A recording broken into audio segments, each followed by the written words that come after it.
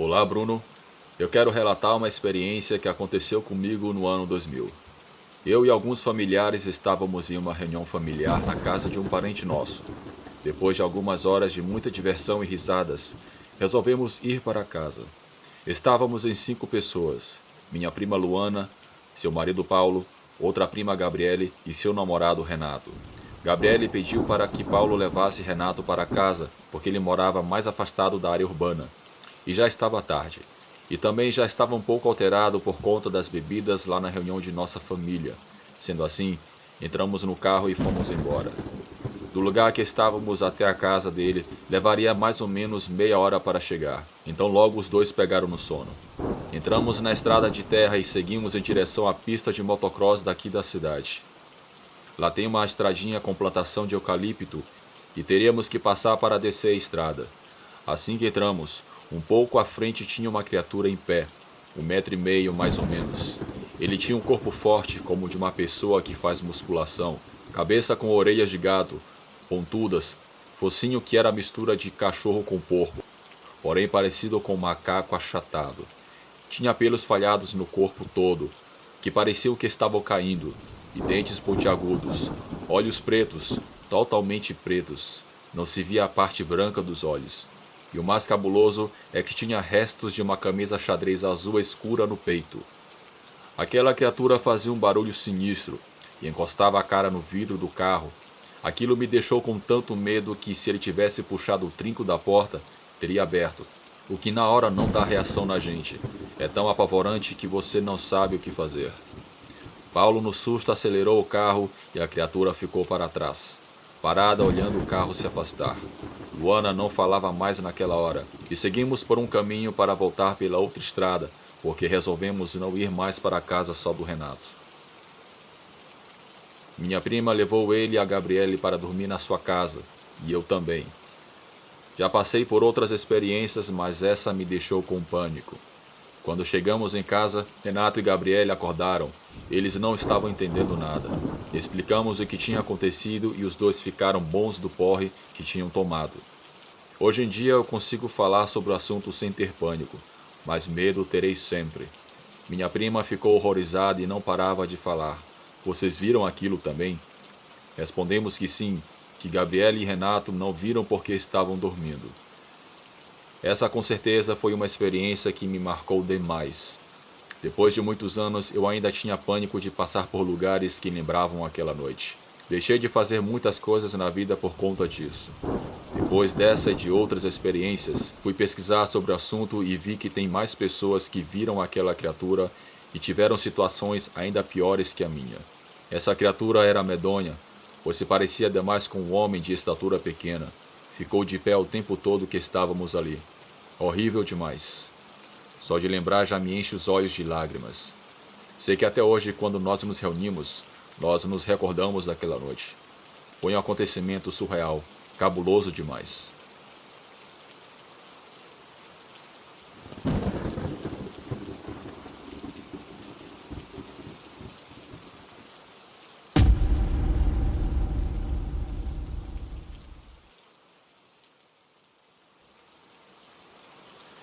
Boa noite, aqui é o Edson. O que eu vou relatar aconteceu no ano de 1983. Era um setembro de primavera, ensolarada na cidade de Belo Horizonte. A minha tia Laura, então com 20 anos de idade, era uma moça tímida e solteira. Ganhou ingressos para o circo que estava na cidade. Esse circo iria ficar 15 dias na cidade. Ela e suas amigas foram para o circo. Havia muitas apresentações, mas teve uma em especial que a encantou mais. Era a de um ventríloco. As cortinas eram suspensas e aparecia a figura do artista.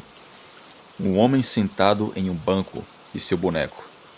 Ele era um homem alto de 1,80 m, corpo esguio, pele muito alva, muito bem vestido, cabelos aparados, negros e lisos, curtos como brilhantina, e um bigode bem desenhado. O seu boneco, o Tião, era um menino negro de 1,5 m, de macacão florido, touca amarela e sapatos enormes nos pés, sentado no colo do ventríloco. E o show era muito bom. O show durava apenas meia hora, mas era o suficiente para a plateia rir muito. Minha tia se encantava com tudo aquilo, mas a figura do ventríloco despertava nela um sentimento diferente. E ela passou a ir todas as noites e às vezes ficava triste quando perdia o show do ventríloco, pois não seguia uma ordem fixa.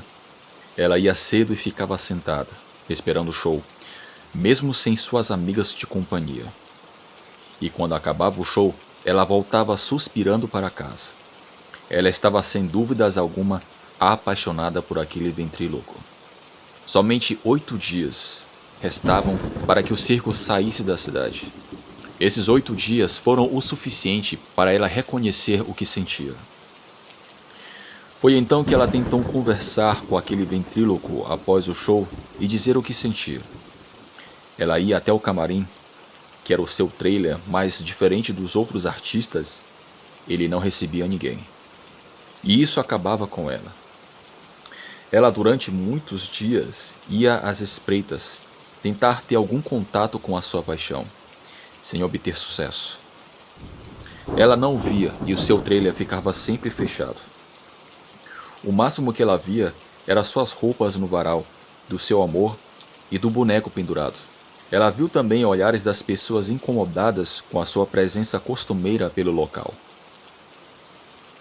Então saía do local e ia embora chorando.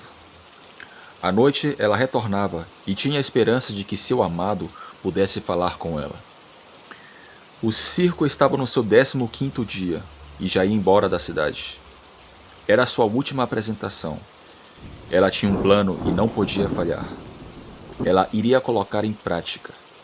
Após o show do seu amado estar quase no final, ela saiu furtivamente por detrás dos palcos, que eram corredores de lona, e levavam até os camarins dos artistas. Ela saiu antes do show e ficou escondida em um local possível que levasse até o fim o seu plano. Escutou passos e se escondeu. Ela não viu ele entrar, mas também não foi vista por ninguém. Quando então o ventríloco se encontrava dentro de seu trailer, ela abruptamente entra como se fosse um colega de circo. E o que ela vê a deixa chocada e sem reação. Um carrossel de sentimentos e pensamentos passam pela cabeça da jovem garota, antes dela desmaiar. Jogado sobre um baú, estava imóvel, sem vida, o boneco qual ela viu e se apaixonou, o falso ventríloco. E sentado tomando uma xícara de café, o boneco Tião, o verdadeiro ventríloco. Ele a olhou assustada ao perceber que ela não era um colega de circo, e também estava surpreso, pois ela havia descoberto o seu segredo.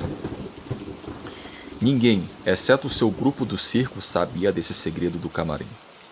Mas ele não sabia e nem tinha culpa do que ocorrera com ela e a sua paixão. O circo foi embora nesse mesmo dia e ela foi internada no hospital. Depois de alguns dias, ela descreveu tudo o que passou à sua família.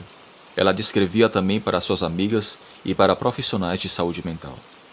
Ela não ficou totalmente transtornada, mas sim o suficiente para nunca se casar, se fechar em casa e precisar de tutela pela família entre a casa e internações nas crises. Ela nunca mais se recuperou. Ela veio a falecer em 2020 da doença que assolou o mundo. Boa noite.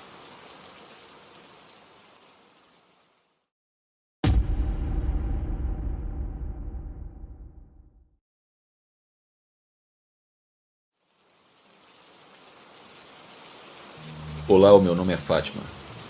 Tudo aconteceu quando eu tinha 7 anos de idade, no ano de 1984.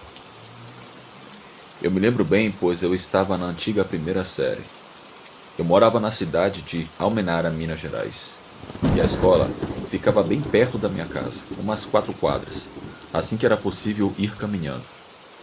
Eu me lembro que nas primeiras semanas, a minha mãe me levou para que eu aprendesse o caminho.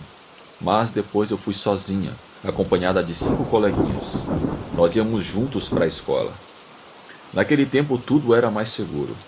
Carros naquela cidade quase não existiam. Estudávamos de manhã. Eu me lembro que era mês de junho. pois a nossa escola estava enfeitada para as festas juninas e estava bastante frio. Teve um dia que os 4 coleguinhas que nos acompanhavam ficaram doentes com gripe. Então somente eu e a Ana fomos para a escola. Eu me lembro que era uma manhã fria, e ao sairmos de nossa rua e seguimos para a escola, passamos por uma quadra e vimos uma coisa que nos chamou muito a atenção. Em um canto da rua havia uma casinha enfeitada com jardins e enfeites da época junina. Tudo muito colorido, iluminado e alegre. Até mesmo um som de música de sinos. Então vimos a dona daquela casa. Uma senhorinha vestida com roupa de qualquer vovó, baixinha de óculos, bem branca, cabelos em coque brancos como neve. Ela tinha quase a nossa altura, mais ou menos 1,5 m. Ela nos acenou sorrindo, nos convidando para entrar naquele espaço. Achamos tudo muito lindo, mas estranho ao mesmo tempo, pois até ontem aquele local era apenas um quintal vazio e nem cercado era. Agora uma casinha pintada de amarelo como se fosse a casa de uma boneca. Aquilo me deixou com a pulga atrás da orelha. A doce velhinha nos acenava, nos chamando e nos oferecendo coisas que pareciam pirulitos daqueles bem grandes. Em nossa inocência, nós nos questionamos com rapidez de tudo aquilo, mas não demos muita importância. Eu, encantada com aquilo, eu fui até aquela velhinha, mas por sorte a Ana me chamou, dizendo que iríamos nos atrasar para a escola e que talvez iríamos encontrar os portões fechados. Foi isso que me trouxe à realidade, e também os meus pais iriam ficar furiosos. Quando eu decidi obedecer a Ana, eu percebi que aquela senhora ficou bem frustrada, e o seu semblante mudou. Repentinamente tudo foi mudando. A casinha amarela ficou cinza, a beleza, as luzes, colorido, tudo foi mudando. Até mesmo a senhorinha começou a mudar. Ela continuava do mesmo tamanho, porém, agora ela tinha um semblante de maldade. Como se fosse uma verdadeira bruxa. Essas que as pessoas contam em relatos, filmes e livros de história. Tudo aquilo foi desaparecendo diante dos nossos olhos. Nós estávamos muito assustadas e saímos correndo. Nos perguntávamos se outras pessoas estavam vendo aquilo. Era uma manhã fria e havia poucas pessoas na rua. Eu não sei se somente eu e a Ana vimos aquilo. Desde aquele dia, nós não conseguimos tirar aquilo da cabeça. Nós tentamos falar isso para os adultos, mas sem sucesso. Eles recebiam isso com risadas, deboche e até mesmo os nossos pais zombavam da gente. Então resolvemos fazer um voto de silêncio e não contar isso para mais ninguém. Porém, nunca mais esquecemos daquilo. Eu nunca entendi o porquê aquilo aconteceu conosco. Talvez, se nós tivéssemos entrado naquela casa, naquele dia, provavelmente eu não estaria aqui contando esse relato para vocês.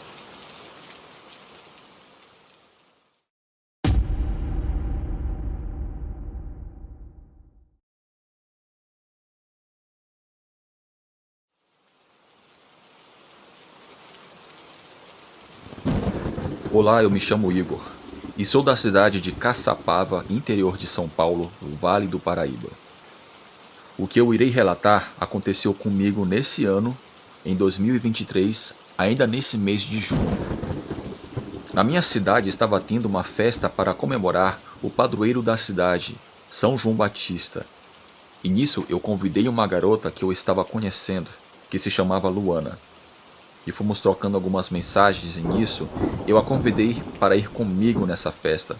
Ela aceitou, combinamos um horário, então no dia marcado eu me arrumei e fui encontrá-la. Eu tomei um banho, troquei de roupa, mandei uma mensagem para ela e fui para sua casa.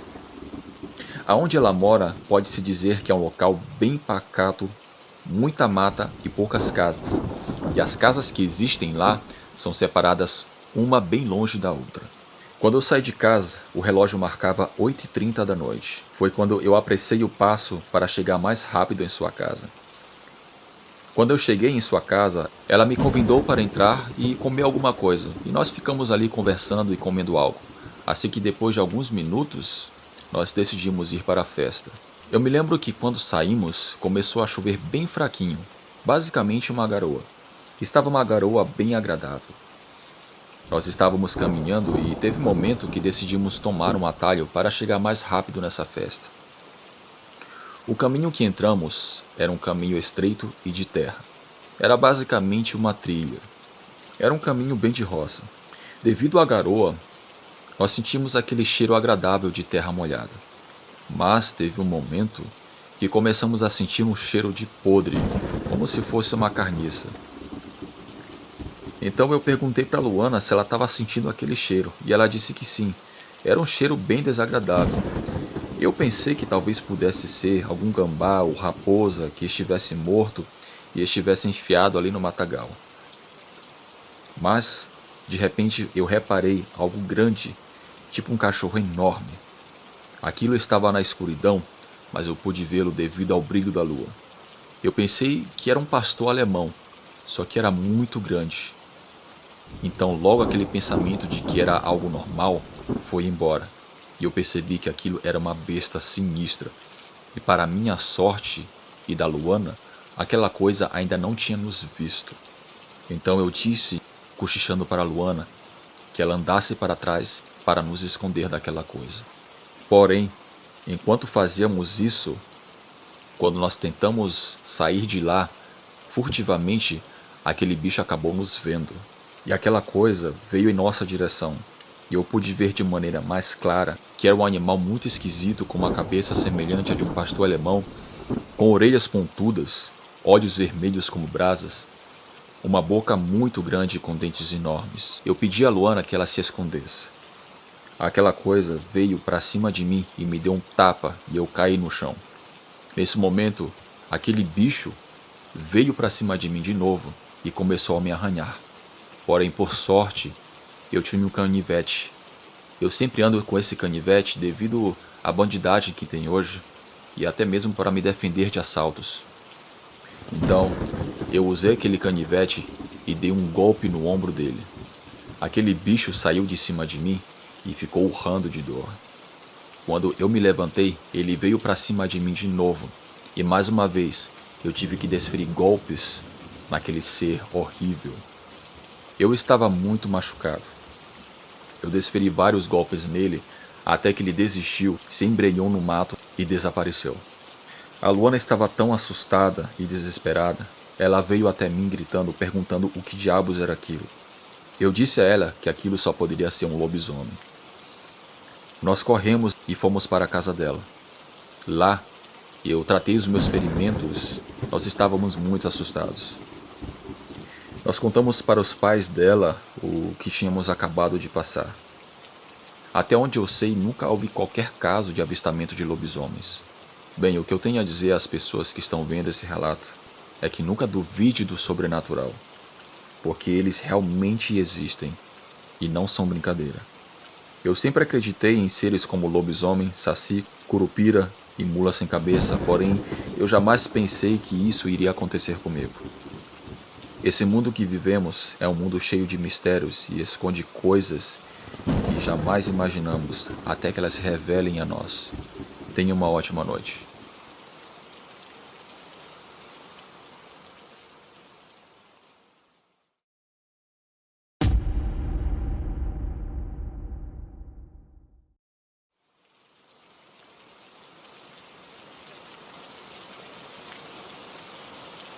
O meu nome é Antenor. O caso a seguir se deu em uma cidade próxima a Goiânia, no ano de 2011. Meu amigo chamado Juarez me contou que o que passou com ele naqueles dias foi algo assustador. Ele conseguiu trabalho de caseiro em um sítio e estava recém-casado.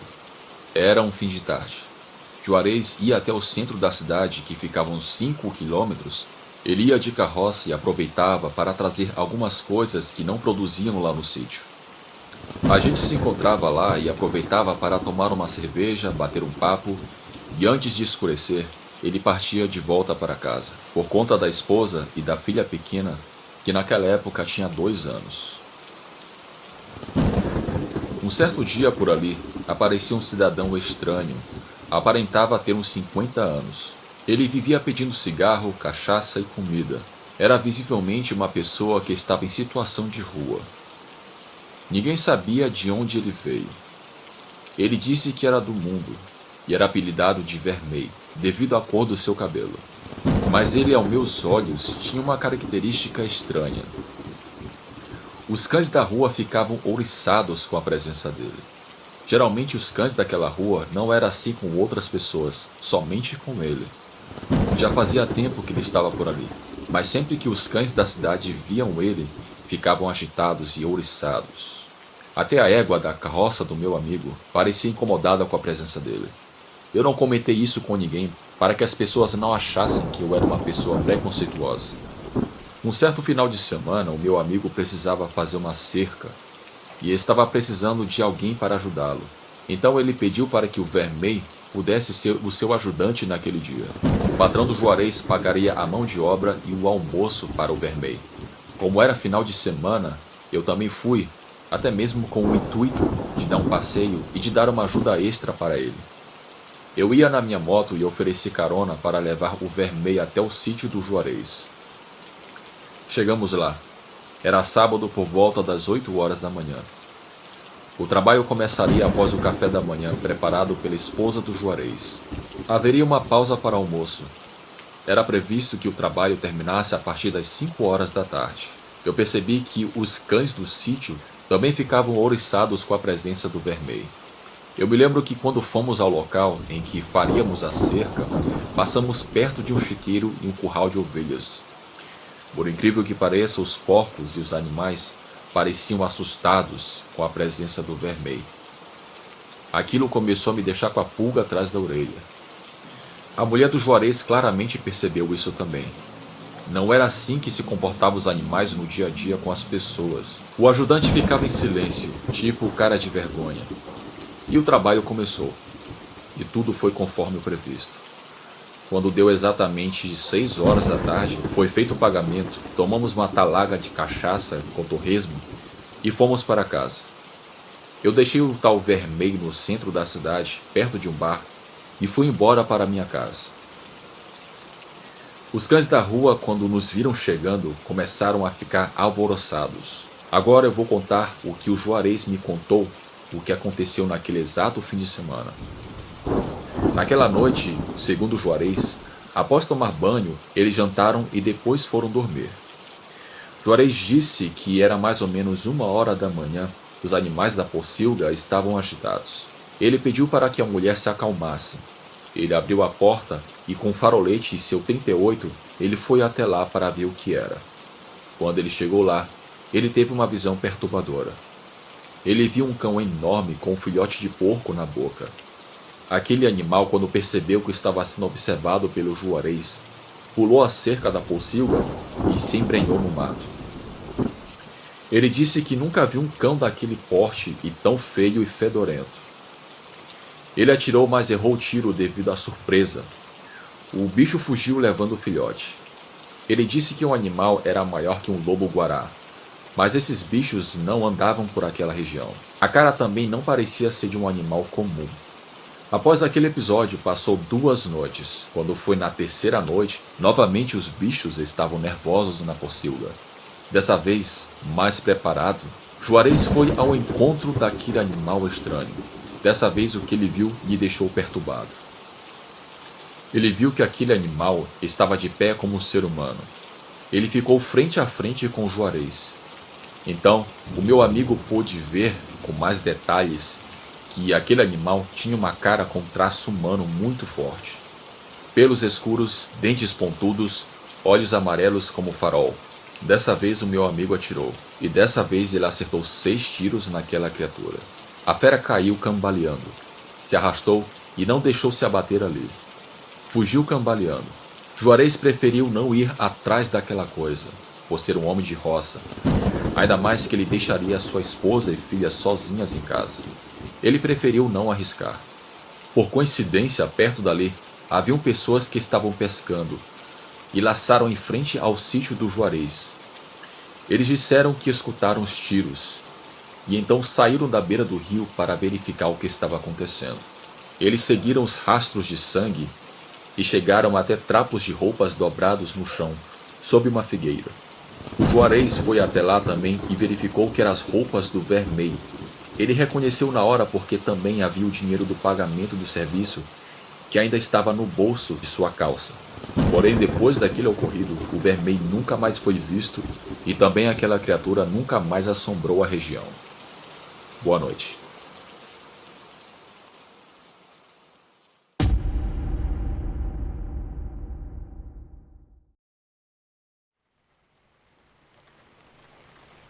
Olá, eu estou enviando esse relato para o canal, mas eu prefiro não mencionar o meu nome. O que eu vou relatar aconteceu em 2009. Moro no Rio de Janeiro, sou policial do famoso BOPE, Divisão de Elite da Polícia no Rio de Janeiro. Muitas pessoas que viram o filme puderam ter uma noção de como funciona o BOPE, mas eu asseguro a vocês, o filme não chega a mostrar nem 50% de como que é a realidade de um militar no BOPE. Acontecem coisas que muita gente nem imagina. Coisas que quando acontecem no BOPE, fica no BOPE. Mas anonimamente eu quero relatar uma experiência sobrenatural que eu e os meus companheiros de batalhão tivemos durante uma madrugada. Nós vimos algo que eu sempre tive a certeza que não existia, mas eu estava errado. E o lugar que vimos aquilo era onde menos imaginávamos, em uma favela carioca. Meses antes dessa experiência, bandidos conseguiram roubar armamentos de um batalhão da polícia. Infelizmente, um policial acabou perdendo a vida no confronto armado com os bandidos. As investigações avançavam até que conseguiram chegar até um dos suspeitos do delito. Me lembro que foi solicitado que eu e alguns homens subíssemos o morro para capturar esses suspeitos. A operação se realizou de madrugada. Eu me lembro que eram umas 2 horas da manhã. Na calada da noite, iríamos fazer tudo de maneira furtiva, para não chamar a atenção. Diferente do que muitos veem em filmes, em que se chega trocando tiros como um doido, nós preferimos fazer o possível para não sermos notados. Subimos o morro, eu e mais 6. Encontramos um suspeito. Outro, quando nos viu, tentou correr e tinha uma arma e começou a atirar contra nós. Nesse confronto, o outro cara acabou levando a pior. Foi uma noite tensa. Nessas circunstâncias, sempre passa pelas nossas cabeças que podemos não voltar vivos para casa. Mas algo pior, que eu nunca pensei viver em minha vida, estava prestes a acontecer. Fizemos uma varredura por algumas partes do morro. Me lembro que entramos em um beco, não muito iluminado. Havia um terreno baldio, com mato que deveria ter mais ou menos 1,5 metros. E ao fundo havia uma casa que foi construída, mas não foi terminada. Havia algumas paredes levantadas, vigas de concreto que sustentavam uma laje.